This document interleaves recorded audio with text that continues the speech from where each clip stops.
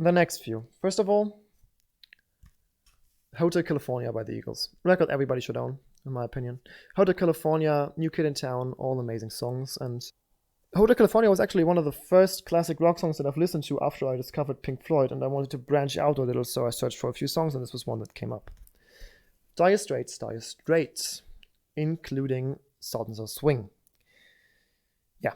Mark Knopfler is ridiculous. Playing all of his licks with just his fingers, not using a plectrum or a pick, whatever you want to call it.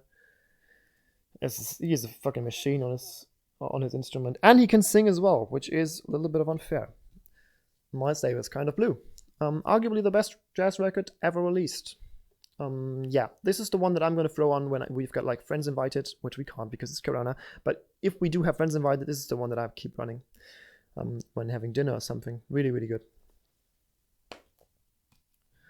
And it's obviously got John Coltrane and Bill Evans on it. So. 2 records from the same band. Electric Light Orchestra, Discovery, a song that you'll presumably already have seen in my latest vinyl, I don't know how to call this, haul? Is it a haul? Not sure. I'm not so into this vinyl game. Yeah, I really like ELO. My dad loves ELO, and ELO is a very, very good band. With their best record, Out of the Blue. Concerto of a Rainy Day, side 3, is presumably the best single side of a record that I've ever listened to. It's just that good. And it's not even Mr. Blue Sky that I enjoy about this side so much. It was called Big Wheels. Big Wheels is really the song that I tend the most towards. Okay, we've nearly done the first shelf. Elephant, a krautrock band, what I would say. With this record, I just bought this because I thought, like, well, there is an elephant in sneakers on a floating piece of wood with flying fish on the sea wearing dope-ass sunglasses with a big tongue. And it is really, really good. It is really, really, really, really good. And I do have Just Tonight, which is another Elephant album, obviously. And I do have Elephant by Elephant. Next thing, a gift for my girlfriend, which has formerly been owned by Karen Jensen, as it looks, which is Elvis Presley. Elvis Presley, one of the most recognizable album covers of all time, one of the most influential musicians of all time, and one of the best records that he has done. So, no more things to say. We're nearly done with the first shelf. Elton John's Yellow Brick Road. The 2 LP version, actually. I think there is a 3 LP version. I'm not entirely sure, but I think it is. Could be considered his best record. It's made by Sir Elton John, so yeah. Funeral for a Friend, by the way, always gets me. It's one of the saddest songs that I've ever listened to.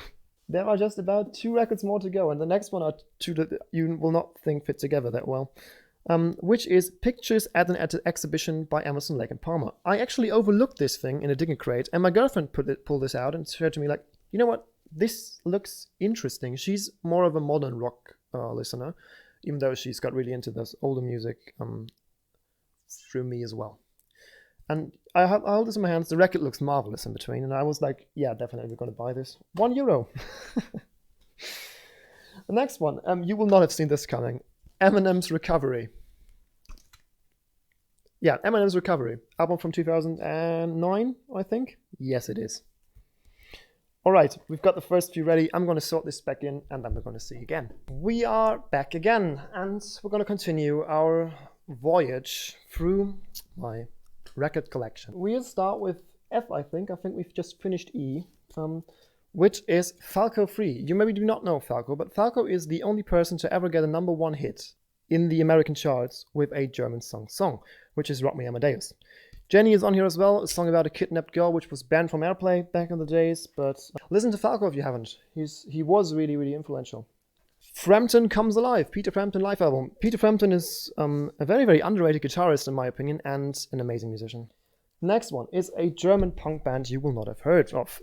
They are called Feine Sahne Fischfilet, which means something like fine cream fish fillet. It's like punk with trumpets. Really good music with a meaning behind. And we do own 2 albums, which is Sturm und Dreck, which is like Storm and Dirt, and Bleiben oder Gehen, which means like stay or go.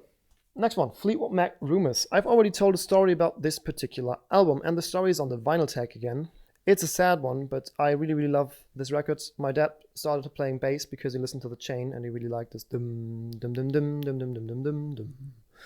You know? You've gotta love them. Lindsey Buckingham, by the way, is a ridiculously good guitarist. Like ridiculously good. Like too good to be true. Next one, Genesis. We've got one Genesis album from the era with Phil Collins, and then there were 3. And I do own one of the more classic records with the Peter Gabriel era, which is Genesis Trespass. Trespass is a marvelously good album. It is really the shift in sound that happened when Phil Collins took over the band, which isn't a bad thing. I mean, I really, really adore Phil Collins, but there was something that Peter Gabriel brought to the table back in the days, which was something different. Number 2 albums of them, which is Guns N' Roses' Night Train, which is the only maxi single that I do have with a live version of Knocking on Heaven's Door on the backside. And the first rock album that I ever owned, back on cassette back in the days, which is Guns N' Roses' Appetite for Destruction. No, this is not one of the ridiculously expensive first presses with this cover on. This is a repress, obviously. There is another record with G that I can see laying right over there on the turntable. Give me a second. So it's not sleeved, and one of the records is still laying on the platter. Green Day's American Idiot, my favorite modern rock album, and one of the best albums ever released. I'm gonna get some hate for saying that, but this is really my opinion. Green Day. Starting with H. Howlin' Wolf London Sessions, one of the Amiga records as well, which has this little story of him on the backside, which were made in Eastern Germany when they were still part of the Soviet Union and they didn't have outside news. So they didn't know who Howlin' Wolf was. So they had to read this text, I suppose. The original recording of the music Hair. Like, this is the better side you can read. 50 Cent, digging crate thing, and yeah. My mother loves the musical. She's shown it to me once. It's great. It's got great music in it. Cover of White Room, for example, from Cream. Now we get to the man himself, Jimi Hendrix. Jimi Hendrix Experience, first of all, obviously. And Are You Experienced? A repress of the old album cover. Yeah, it's the classic Jimi Hendrix album. If it would have the different cover, it would be like the classic Jimi Hendrix picture that you would have in your head, supposedly. Whoop, wrong direction. Axis Bold as Love, my favorite Jimi Hendrix record, including songs like Castles Made of Sand and Bold as Love, obviously. If you ask me which is the record that I should listen to from Hendrix, it is this one. And it is very, very pretty. Showing himself and the band in some kind of Hindu god thing. Oh, I could say something very, very wrong here, because I've got actually no idea. Iron Butterfly. I do own 2 albums of Iron Butterfly. One of them is Scorched Beauty, which I actually just bought because it was fairly cheap.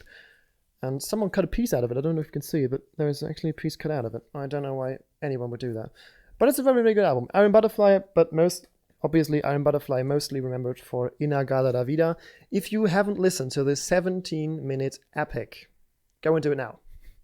Pause the video, listen to it, and come back then. Inagada da Vida is it is psychedelic, it is hard, it is like really, really hard, and could be considered one of the birthplaces of modern heavy metal. I've said it. Michael Jackson, 2 albums. One of them I got for 50 cents again, which is Michael Jackson's Bad. I mean, it's been a little bit ruined over here, but that's fairly alright. And I love the song Bad. Another record that presumably everybody should own is Michael Jackson's Thriller. There are stories that Michael Jackson wrote Billie Jean when he was riding his Rolls Royce or driving his Rolls Royce around, and he was just thinking about and then he looked like in front of him and saw that his car was on fire while going on a highway. Maybe that's just a tale, maybe that's the truth, maybe I've misunderstood something, but the story really it fits Michael Jackson very well, I think. A marvelously talented musician, a very, very sad story in the end.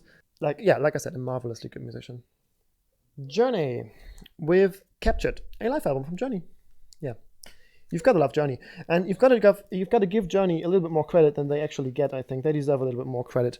Most people just focus on their singing, but their instrument and their playing of the instruments is ridiculously good. Kraftklub, a German band. This album is called Mit K, because you would write club with C, obviously, and they wrote it with K. Sorry, I'm German. I'm sorry. German punk rock, indie rock band, I would say.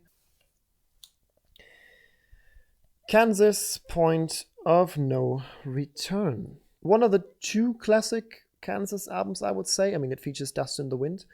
The cover is amazing, and the record itself is, I think it has nearly, I think this ring, I play most of the records at least once when I get them, but I think it has never seen a turntable except this one.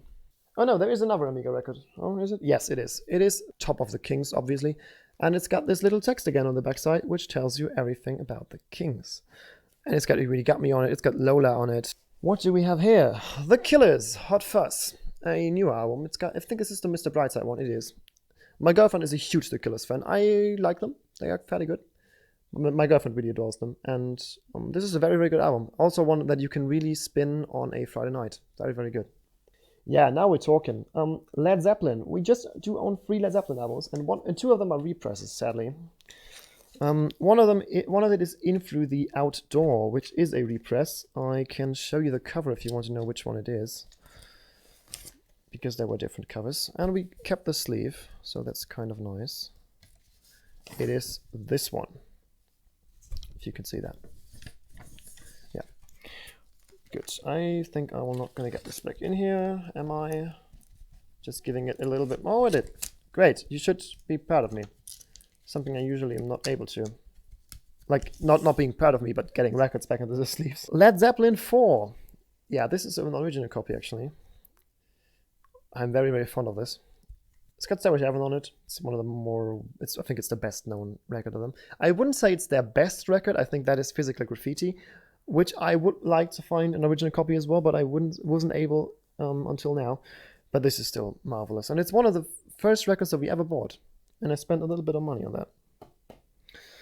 Next one, another repress, but an original repress by Atlantic, which is Led Zeppelin 1. One of the most well-known album covers of all time, I suppose. And one of the best bands of all time, I suppose. Next, this should be Nils Lofgren. He is. And 2 albums that I've recently covered in a video with albums that I've recently bought, which is Nils Lofgren, who I found too recently. His self-titled album with amazing songs on it, like No Mercy, for example. If you don't know Nils Lofgren, which I didn't, listen to Nils Lofgren. Oh my god, he is good. Oh my god, he's good. And obviously, this is a live album, so 2 LPs, all the live stuff that you want from Nils Lofgren on. This is also a special one for me. Linkin Park's Hybrid Theory. I am a huge Linkin Park fan. I've owned all of their albums once in my life, on cassette or something like that, or on CD. And I've seen them live, I think 3 weeks before Chester took his own life, which that was the only ever celebrity death that really bothered me. Like, where I really said, like, this is, I don't know how to process that. I was sad when B.B. King died, but he was old. I was sad when Jerry Stiller died, but he was old. But Chester, different thing. Different thing. So this will always keep place in my heart. I would like to have more of those records, actually, but they are always sold out, and the represses are coming in very, very slowly. Next one. Peter Maffay, who's a German musician, with Tabaluga, which is a musical child play, something like that.